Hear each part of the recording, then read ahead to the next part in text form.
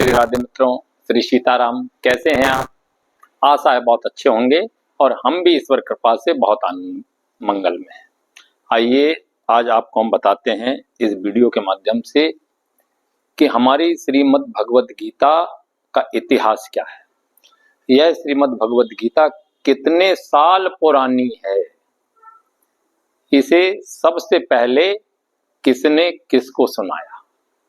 आप सभी यही जानते हैं ना कि भगवान श्री कृष्ण ने कुरुक्षेत्र में जिस वाणी का उपयोग किया वह भगवद गीता है।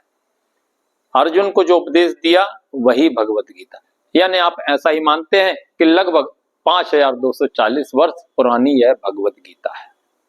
तो मित्रों, ऐसा नहीं है। यह भगवद गीता का इतिहास बहुत पुराना है। आइए भगवान खुद क्या कहते हैं अर्जुन से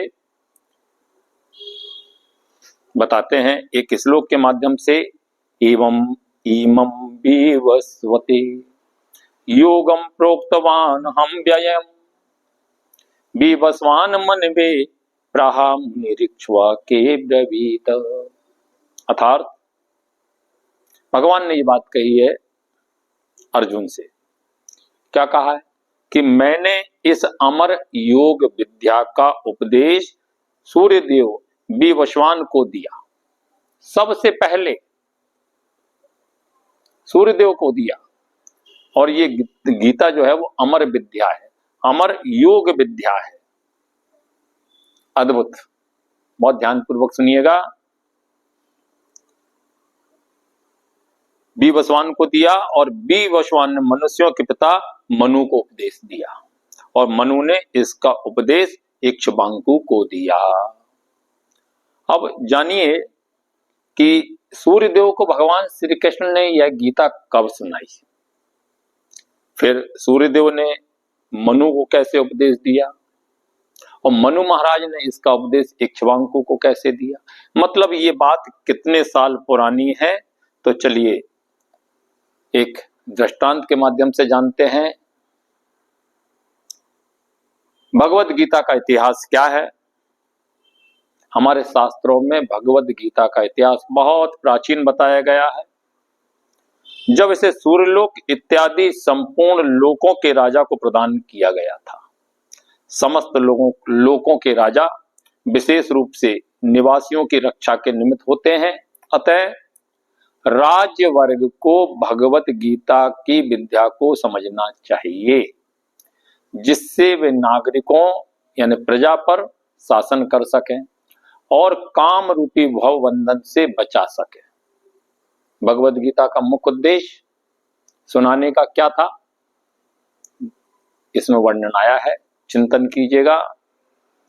मानव जीवन का उद्देश्य भगवान के साथ अपने शाश्वत संबंध के आध्यात्मिक ज्ञान का विकास है और सारे राज्यों तथा समस्त लोगों के शासन अध्यक्षों को चाहिए कि शिक्षा, संस्कृति तथा भक्ति द्वारा नागरिकों को यह पाठ पढ़ाएं। क्या आज कलयुग में किसी स्कूल में किसी स्थान पर शिक्षा के माध्यम से भगवत गीता का पाठ पढ़ाया जा रहा है? नहीं। लेकिन भगवान कृष्ण की वाणी है कि ऐसा होना चाहिए। दूसरे शब्दों में यूं कहें, सारे राज्यों के शासन अध्यक्ष कृष्ण भावना अमृत विद्या का प्रचार करने के लिए होते हैं। इससे जनता इस महाविद्या का लाभ उठा सके और मनुष्य जीवन का अवसर का लाभ उठाते हुए सफल मार्ग का अनुसरण कर सके। चलिए आगे क्या वर्णन आता है।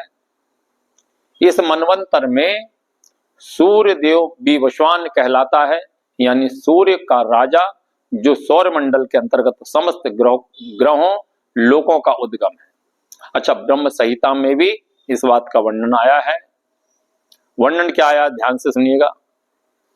ब्रह्मा जी ने कहा, मैं उन भगवान गोविंद की पूजा करता हूं जो आदि पुरुष हैं और जिनके आदेश से समस्त लोकों का राजा सूर्य प्रभूत शक्ति तथा ऊष्मा धारण करता है। यह सूर्य भगवान के नेत्र तुल्य है और यह उनकी आज्ञा अनुसार अपनी कक्षा को तय करता है। आज विज्ञान सूर्य के बारे में कुछ अलग ही धारणा करते हैं। जहां विज्ञान नहीं पहुंच सकता, वहां हमारे ऋषि मुनि पहले पहुंच चुके हैं।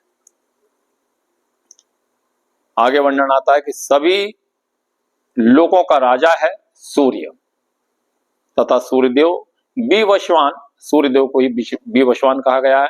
सूर्यदेव सूर्य ग्रह पर शासन करता है, जो ऊष्मा तथा प्रकाश प्रदान करने अन्य समस्त लोकों को अपने नियंत्रण में रखता है। सूर्य कृष्ण के आदेश पर घूमता है और भगवान कृष्ण ने सूर्य को भगवद गीता यानी विवस्वान को भगवद गीता की विद्या समझाने के लिए अपना पहला शिष्य चुना। पहले गुरु भगवान श्री कृष्ण, जगत गुरु भगवान कृष्ण, पहला शिष्य सूर्य विवस्वान है। आइए, अतः गीता किसी मामूली सांसारिक विद्यार्थी के लिए कोई काल्पनिक भाष्य नहीं है। लोग आज तो राम को भी काल्पनिक कहते हैं, कृष्ण को भी काल्पनिक कहते हैं। बहुत सॉरी, क्षमा कीजिएगा। अपितु ज्ञान का मानक ग्रंथ है, काल्पनिक भाष्य नहीं है। ज्ञान का मानक ग्रंथ है जो अनंत काल से चला आ रहा है। गीता का इतिहास क्या है, इसका वर्णन महाभारत ग्रंथ के शांति पर्व में 348 आवलिक 51 आवलिक 52 पर आया है। और वहां से हमें यह गीता का जो इतिहास प्राप्त हुआ है, आइए क्या है कि त्रेता युगादो चा ततो विवस्वा मनवेदरौ मनुष्य लोक व्रत्यर्थ सुता इक्षु वाकवे ददौ इक्ष्वाकुणा चा कथितो व्याप लोकान वस्तुता।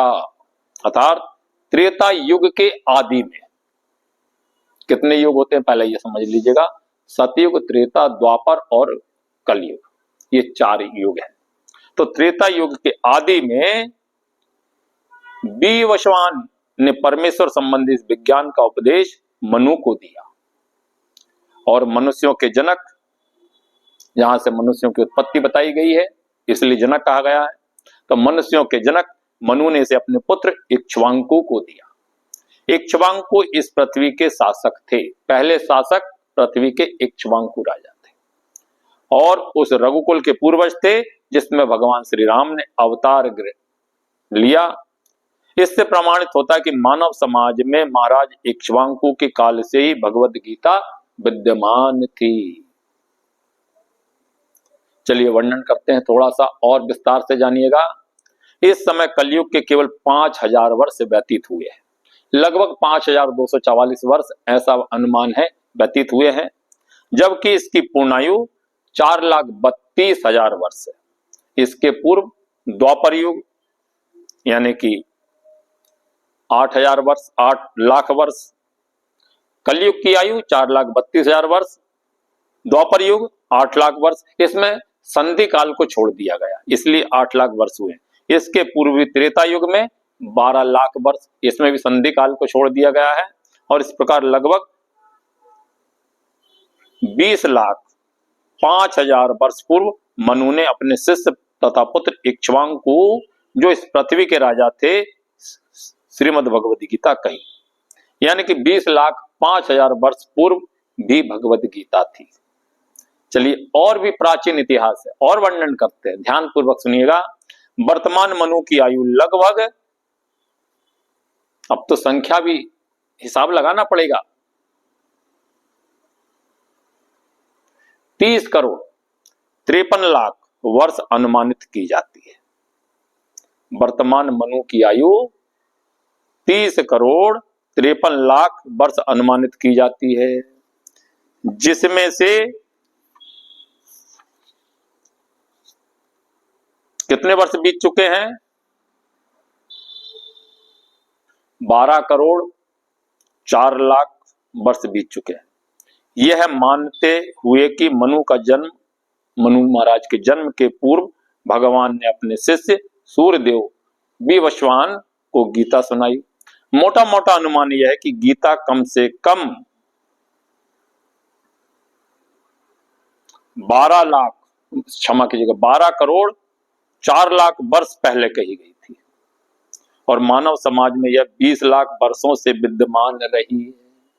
आज की गीता नहीं, लोग कहते 5000 वर्ष पहले भगवान कृष्ण ने अर्जुन को सुनाई थी, अर्थात इसे भगवान ने लगभग 5000 वर्ष पूर्व अर्जुन से पुनः कहा है। गीता तो इतिहास हमने आपको बताया, लेकिन 5000 वर्ष पूर्व भगवान ने अर्जुन से कहा। गीता के अनुसार ही तथा उसके वक्ता भगवान कृष्ण के कथन अनुसार यह गीता के इतिहास का मोटा मोटा अनुमान है। सूर्यदेव विवस्वान को इसलिए गीता सुनाई गई क्योंकि वह क्षत्रिय था और समस्त क्षत्रियों का जनक है, जो सूर्यवंश है। चूंकि भगवत गीता वेदों के ही समान है, क्योंकि इसे श्री भगवान ने कहा था, अतः यह ज्ञान अपौरुषेय है। चूंकि वैदिक आदेशों को यथारूप में बिना किसी मानवीय विवेचना के स्वीकार किया जाता है, फलतः गीता को भी किसी सांसारिक विवेचना के बिना स्वीकार किया जाना चाहिए। संसारी तार्किक जन अपनी अपनी विधि से गीता के विषय में चिंतन कर सकते हैं, किंतु यह यथारूप भगवत गीता नहीं है। अतः भगवत गीता को गुरु परंपरा से यथारूप में ग्रहण करना चाहिए। यहाँ पर वर्णन हुआ है कि भगवान ने इसे सूर्यदेव से कहा, सूर्यदेव ने अपने पुत्र मनु से कहा और मनु ने अपने पुत्र इक्ष्वाकु से कहा। तो मित्रों, यह भगवत गीता का इतिहास आपको कैसा लगा, कृपया हमें बताइएगा कमेंट के माध्यम से। और यदि आपने अभी तक हमारी चैनल को सब्सक्राइब नहीं किया है तो कृपया सब्सक्राइब भी कर लीजिएगा। और जय श्री राधे, जय श्री कृष्णा। अगली वीडियो में हम आपके लिए लेकर के आए हैं भगवत गीता का चौथा अध्याय। चौथे अध्याय अद्भुत अध्याय है ज्ञान कर्म संन्यास योग, जिसे दिव्य ज्ञान भी कहा गया है। तो दिव्य ज्ञान यानी कि भगवत गीता का चौथा अध्याय आप सुन रहे थे अभी तक। भगवत गीता का प्रथम अध्याय, क्षमा कीजिएगा, प्रथम श्लोक अध्याय 4 का। एक बार श्लोक आपको फिर से बताते हैं, ध्यान रखिएगा। कोई पूछे कि भगवत गीता कितनी पुरानी है तो इस श्लोक का वर्णन कीजिएगा। इमं विवस्वते योगम प्रोक्तवानम व्ययम विवस्वान मनवे प्राह मनुरिक्ष्वाक ब्रवीतः। श्लोक के शब्दों का अर्थ भी बताते हैं। इमम का मतलब इस, विवस्ते यानी सूर्यदेव को, योगम यानी परमेश्वर के साथ अपने संबंध की विद्या को कहा गया है, प्रोक्तवान यानी कि उपदेश दिया, अहम यानी मैंने, भगवान श्री कृष्ण ने के लिए आया है, अव्ययम अमर अर्थ होता है इसका, विवस्वान यानी सूर्यदेव का नाम है ये, मनवे यानी मनुष्यों के पिता व्यवस्थ, प्रहा का अर्थ होता कहा, मनु यानी मनुष्यों के पिता ने, और इक्ष्वाकवे यानी राजा इक्ष्वाकु से अब्रवीत मतलब कहा। इस तरह यह श्लोक 1 पूर्ण हुआ। जय श्री राधे, जय श्री कृष्ण।